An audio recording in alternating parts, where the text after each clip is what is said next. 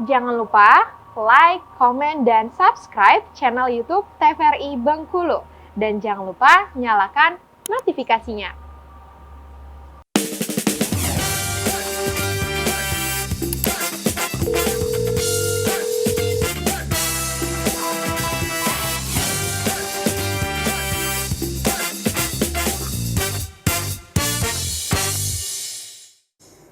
Balik lagi di Dokter Kito bersama Kita Sehat. Mirsa masih dengan tema yang sama yaitu diare bersama dengan Dokter Elsa. Baik dokter, sekarang kita bahas mengenai terapinya ya dok ya? Iya, terapi yang A, B, dan C.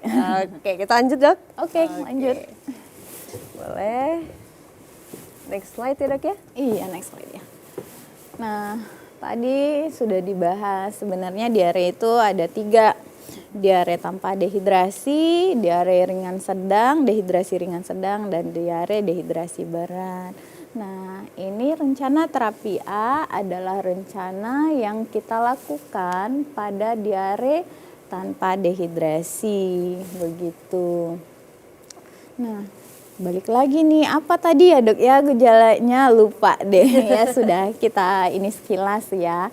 Bila terdapat 2 tanda atau lebih dari diare, yang mana aja itu? Keadaan umumnya baik, anaknya sadar, kemudian matanya tidak cekung, minumnya biasa, dia mau minum tapi biasa, tidak yang haus, minum lagi, seperti itu.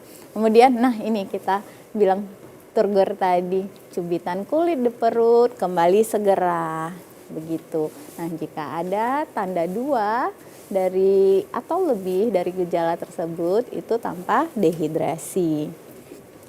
Nah, apa sih terapinya dok? Iya, ini terapi yang bisa dilakukan nih sama ayah ibu atau nenek atau pengasuh di rumah.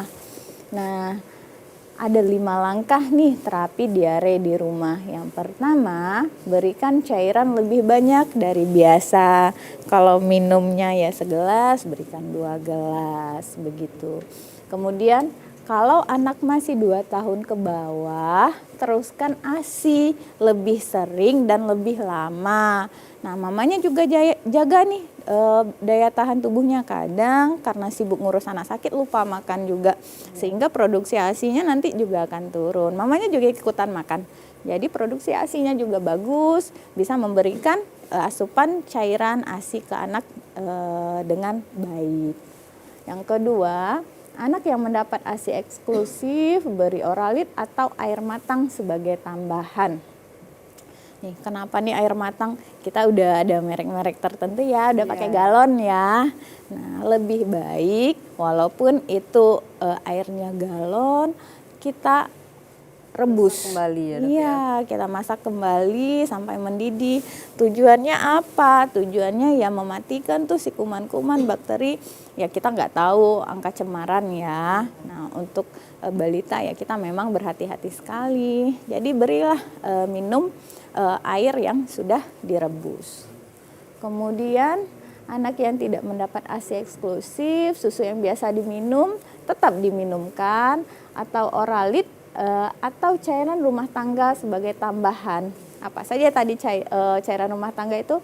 Ada kuah sayur, air tajin, air matang, sari buah, begitu. Kemudian beri Oralit sampai diarenya berhenti. Nah, kalau dia muntah tuh, biasanya Oralit itu nggak enak ya rasanya tuh.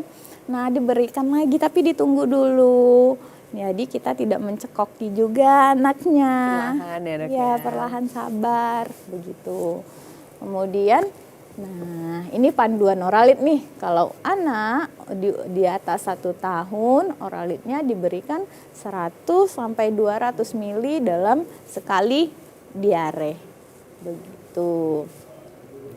Nah, ini kan Oralitnya ini dapatnya di puskesmas ya, biasanya ya.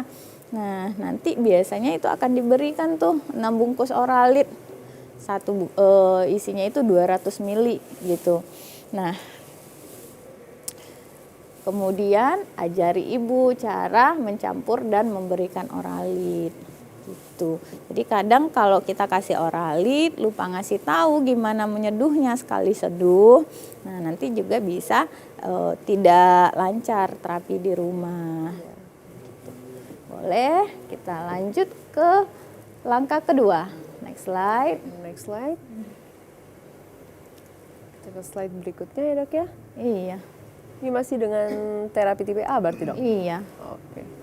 Oke, kita ke slide berikutnya. Nah, ini dia dok. Nah, yang kedua zinc. Nah, zinc itu kita berikan 2 macam. Itu nanti tenaga kesehatannya yang memberikan. Kalau bayi di bawah 6 bulan kita berikan yang 10 mg, di atas 6 bulan kita berikan yang 20 mg. Nah, sediaannya itu ada 2. Sediaan itu apa bentuk? Iya. Ada yang tablet, ada yang sirup. Jadi nanti nggak masalah kalau diberi yang tablet, bisa dilarutkan itu, bisa dicampur pakai air atau pakai ASI, disendokin begitu. Atau yang sirup tinggal langsung disendokin. Nah, zinc ini biasanya yang sering loss ini karena zinc ini pemakaiannya lama 10 hari. Kadang orang tua anaknya sudah sehat, zincnya diberhentikan juga. Sementara zinc ini fungsinya sangat penting untuk pencegahan juga 2-3 bulan ke depan agar diare tidak berulang. Begitu. Jadi harus dikonsumsi hingga habis ya dok ya? Iya, sampai 10 hari. Oke.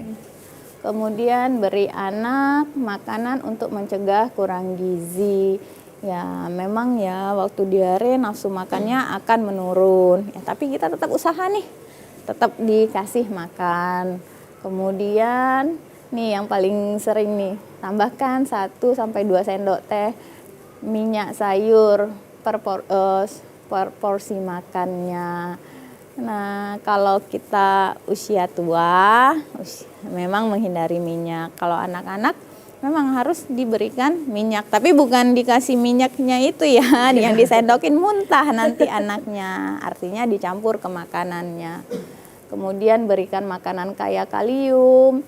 Apa sih yang kaya kalium itu dok? Nah, ada pisang, air kelapa hijau, kemudian semangka. Nah, itu boleh diberikan.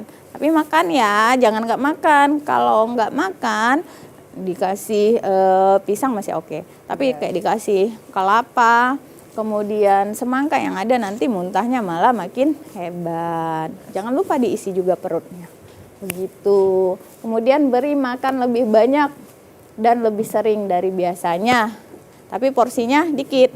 Biasanya diulang setiap 3-4 jam karena nafsu makannya itu akan menurun. Anak sakit nafsu makan menurun. Kemudian setelah diare berhenti beri makanan tambahan selama 2 minggu. Kenapa? Banyak sekali ya kita jumpain. Iya dia nih habis sakit nih dok, beratnya turun 1 kilo, turun 2 kilo. Nah disitulah nanti kita menggenjot makanannya. Karena memang diare itu cepat banget turun. Iya, diare cepet banget. Jangan kan anak-anak sebenarnya, dewasa pun juga sama ya dok ya? Iya. Nah langkah yang keempat, antibiotik hanya diberikan sesuai indikasi saja. Jadi kita tidak buru-buru nih memberikan anak diare langsung dikasih antibiotik juga. Kadang datang ke fasilitas kesehatan, dok kok nggak dikasih antibiotik? Kadang penyebabnya itu virus, rotavirus misalnya, atau alergi, atau malabsorpsi. Nah, kapan dokter memberikan antibiotik? Ya jika memang ada indikasinya, seperti ada disentri atau kolera atau yang lain-lain, begitu. Jadi kita jangan di era antibiotik kita nih ya. Iya, dikit-dikit antibiotik. Demam sehari 2 hari antibiotik. Iya, benar sekali. Diare langsung antibiotik, tidak, tergantung indikasi. Kemudian nih yang terakhir nih, nasihati ibu dan pengasuh. Nah, untuk membawa anak kembali ke petugas kesehatan, ke fasilitas kesehatan, ke dokter jika BAB cairnya itu lebih sering. Kemudian muntahnya muntah berulang. Kemudian sangat haus, makan minumnya sangat sedikit, kemudian BAB-nya berdarah dan diarenya ini tidak membaik dalam 3 hari. Jadi kontrol lagi saja. Nanti biar dokter yang nilai, tenaga kesehatan yang menilai. Ini anaknya di tahap mana? Begitu. Boleh Ini untuk terapi tipe A. Jadi ada 5 langkah ya. Pertama, berikan cairan lebih banyak, beri obat zinc, beri anak makanan untuk mencegah kurang gizi, antibiotik hanya digunakan sesuai indikasi. Yang kelima, nasihati ibu dan pengasuh. Jadi itu 5 lintas diare. Oke. Nah, kita ke slide berikutnya ya, Dok ya. Iya, ini untuk terapi B. Nah, Boleh ke terapi slide B, next slide. Ini hanya untuk diketahui saja ya. Nah, ini rencana terapi B. Ini masih tanpa infus nih Bapak Ibu. Nah, itu pemberian oralit. Diberikan berapa? 75 mili dikali berat badan anak. Ini nanti yang memberikan tenaga kesehatan. Jadi tidak melulu nih pasien datang dehidrasi itu dipasang infus. Begitu. Ada juga terapi oralit namanya. Nah, tapi dengan pantauan begitu.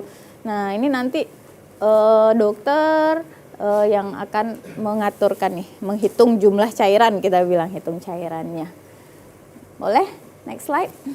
Nah, dokter, sebelum ke slide berikutnya kita break dulu ya, Dok ya. Oh iya, Iya. tidak terasa ya. Tidak terasa ya, Dok. Baik pemirsa, jangan kemana-mana, tetaplah bersama kami di Dokter Kito Bersama Kita Sehat.